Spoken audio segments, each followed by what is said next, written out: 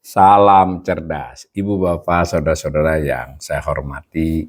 Sesi membaca berita kali ini saya akan membacakan satu berita bersumber dari pernyataan Pak Purbaya.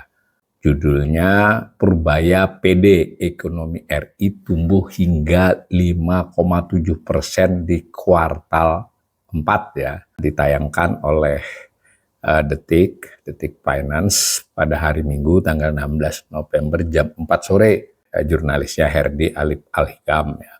Ada gambar Pak Purbaya tapi tidak disebutkan sumbernya, ini gambar kapan. Saya bacakan beritanya. Pertumbuhan ekonomi Indonesia tercatat 5,04% di kuartal 3 2025. Angka ini lebih rendah jika dibanding kuartal sebelumnya yang tumbuh 5,12%. Meski demikian, Menteri Keuangan Purbaya Yudi Sadewa yakin ekonomi di kuartal 4 akan melonjak hingga di kisaran 5,7%.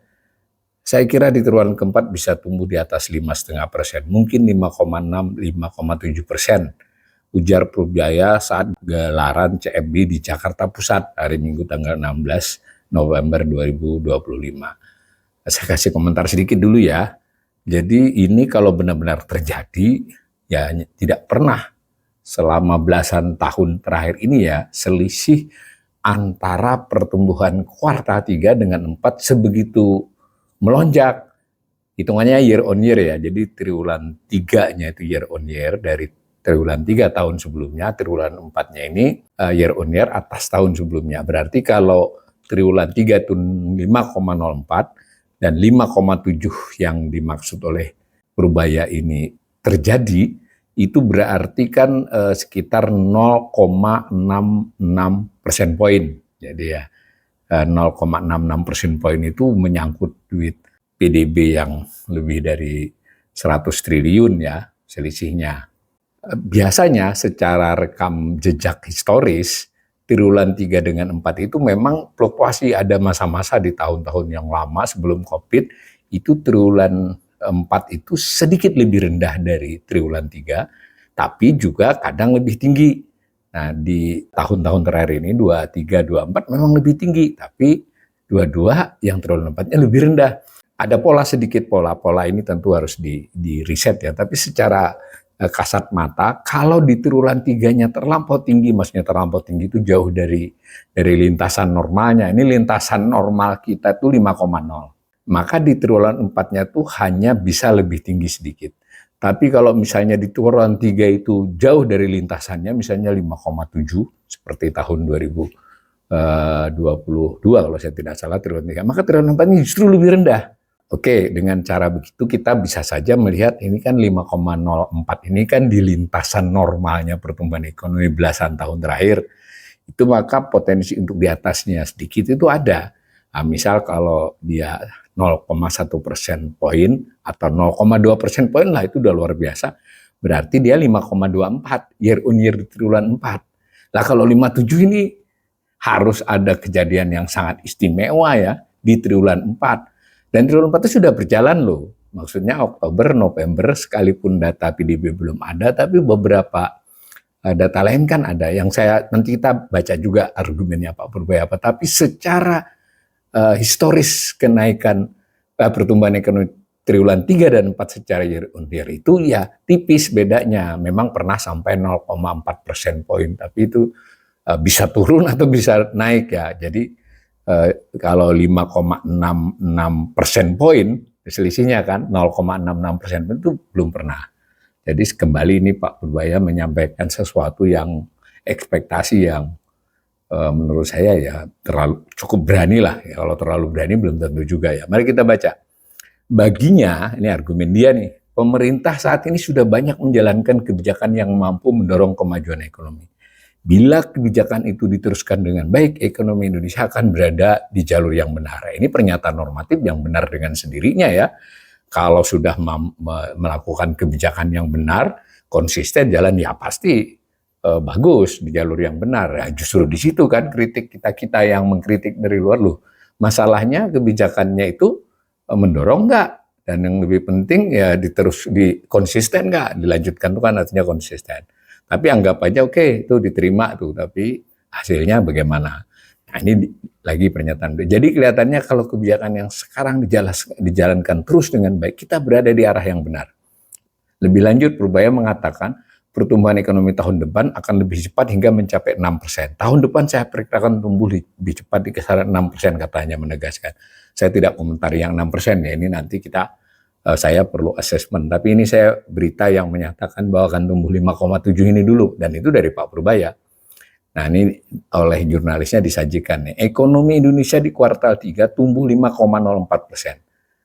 Badan Pusat Statistik BPS mencatat sektor industri pengolahan menjadi sumber pertumbuhan atau mencatat 1,13%. Lalu ada usaha perdagangan yang 0,72%. Ini biasanya industri pengolahan dengan perdagangan ini memang sangat berkaitan karena yang didagangkan mayoritas di perdagangan besar dan kecil itu adalah produk industri pengolahan ya. Lalu informasi dan komunikasi tumbuh 0,63%. Dan pertanian ini sumber ya Bu, sebetulnya bukan tumbuhnya, sumber. Jadi sumbangan terhadap 5,04 itu masing-masing sektor itu berapa. Informasi dan komunikasi ini memang rajin menyumbang cukup besar ya, konsisten lah selama beberapa tahun ini. Nah sedangkan pertanian ini agak unik, di triwulan ini memberi kontribusi yang luar biasa besar, biasanya kecil banget. Nah kita belum tahu di triwulan 4, nah itu kan faktor musim kan, ada berarti untuk pertanian sulit untuk mencapai tingkat pertumbuhan yang sama ya kemungkinan triwulan depannya. Tapi memang kan perbandingannya dengan tahun sebelumnya, jadi kita perlu hati-hati juga menghitungnya. Itu yang saya bilang bahwa Pak Purbaya kadang-kadang di detailnya beliau tidak terlalu presisi kalau menurut saya. Di sini diinformasikan juga komponen pengeluaran yang terbesar itu konsumsi rumah tangga, kontribusinya 53,14%. Triwulan 3 itu tumbuh 4,89%. Menurut tulisan di sini yang menunjukkan masih terjaganya tingkat konsumsi masyarakat. Tergantung cara baca. Terjaga ya artinya dia tidak drop-drop banget. Tapi kalau pakai data belasan tahun, 4,89 di triwulan 3 itu adalah yang terendah kecuali 2020 dan 2021.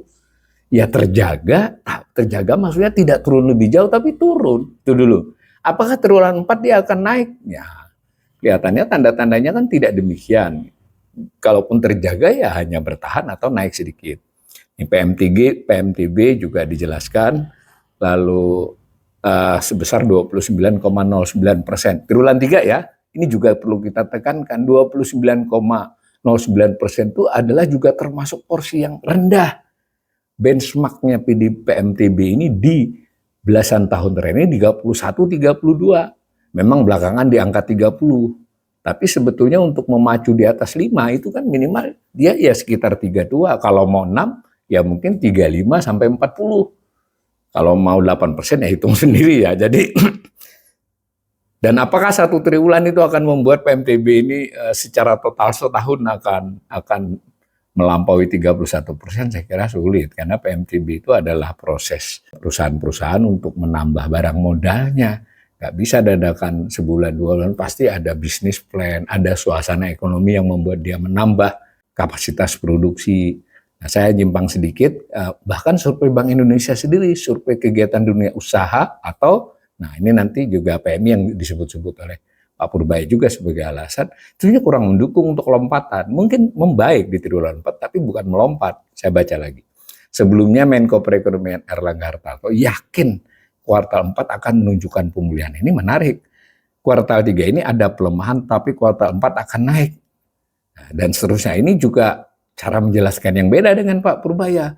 Jadi dan juga pemerintah ini tidak jelas nih menilai triwulan 3 ini. Ini kalau Pak Erlangga sebenarnya mengaku triwulan 3 itu termasuk pelemahan. Padahal catatannya kan 5,04. 5,04 ya tidak buruk-buruk amat, meski tidak juga heboh. Kalau angka itu kita terima ya 5,04. Tapi ini kalau Purbaya bisa seolah-olah kan lanjutan. Ini triwulan 3 itu sudah bagus, akan jauh lebih bagus di triwulan 4. Nah, ini udah beda ya sebenarnya. Dalam persepsi saya berbeda. Selain itu data penjualan juga mengalami kenaikan. Nah, lebih lanjut indeks keyakinan konsumsi indeks purchasing manager index dan pengeluaran dan seterusnya. Daya beli naik di Q4 terbukti dari IKK. Ini cara-cara begini nih kanal ini makanya selalu menyajikan.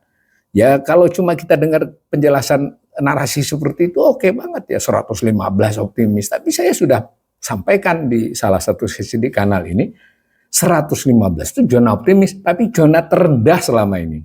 Selama 4 tahun terakhir maksudnya. Menarik kan? Bagaimana menafsirkan angka. Dan ini yang selalu kanal ini mencoba sampaikan kritik lah ya. Ya enggak, memang pemerintah harus memberikan persuasi dan optimis. Tapi ya ada ukurannya dong. Jangan yang buruk dikatakan baik. Ya yang buruk itu dikatakan sedang membaik, masih dalam keterjaga itu masih bisa lah. Nah dan seterusnya ini. Jadi sayang ternyata argumennya Pak Purbaya nggak diutarakan, nanti saya cari untuk assessment ya. Yang jelas untuk menyatakan 5,7% di triwulan 4 itu so far sejauh ini dari berbagai indikator itu nggak ada dukungannya. Betul PMI itu Purchasing Manager Index Manufacturer Indonesia itu sudah zona optimis di September dan Oktober, bahkan mulai Agustus meski tipis, tetapi tingkat optimisnya itu tipis gitu 51,2. Begitu juga IKK optimis itu tipis dibandingkan pada saat kita mengalami di atas 5 biasanya IKK-nya tinggi sekali. Begitu juga dengan macam-macam indikasi lain. Sayangnya kita ini memang sudah terbiasa. Ini misalnya ngomong begini ternyata nanti triwulan 4 hanya 5,2 lah, itu saya kira sudah bagus banget. Itu kan 5,04 ini 5,2 sehingga total setahun itu di kisaran 5,05 sampai 5,1. Ya dengan data BPS ya, jangan dengan data yang kritik BPS nggak sampai situ. Tetapi kalau disebut 5,7 nanti umpama tidak terjadi ya nggak ada masalah. Kan kita selalu begitu. Apakah ketika APBN menaruh target 5,2 tidak terwujud? Ada nggak pertanggungjawabannya? Ketika ada pementeri ya tidak dalam hal Purbaya saja kita akan tumbuh. Dan dulu ingat kasus Pak Jokowi, kita akan meroket. Kalau ternyata nggak meroket ya kan nggak terjadi masalah juga. Sehingga saya kira ini adalah cara-cara komunikasi kebijakan ekonomi yang kurang sehat ya. Dan kita netizen juga, masyarakat kita juga harus lebih kritis ya, tidak langsung menolak juga. Yang namanya pejabat kan harus mempersuasi dan membangkitkan, tapi juga kalau terus-menerus diberi harapan yang terlalu besar dan tidak terwujud, ya masyarakat juga lebih hati-hati untuk mencermatinya. Mudah-mudahan kita lihat saja nanti, tapi saya sebagai ekonom tidak yakin 5,7% itu. Tidak ada argumen-argumen teknokratis yang bisa menunjangnya. Dan jangan sampai ini memaksa BPS untuk membuat hitungan yang berlebihan atau ya agak sedikit memoles, itu saya kira makin akan buruk di depan-depannya. Demikian ya.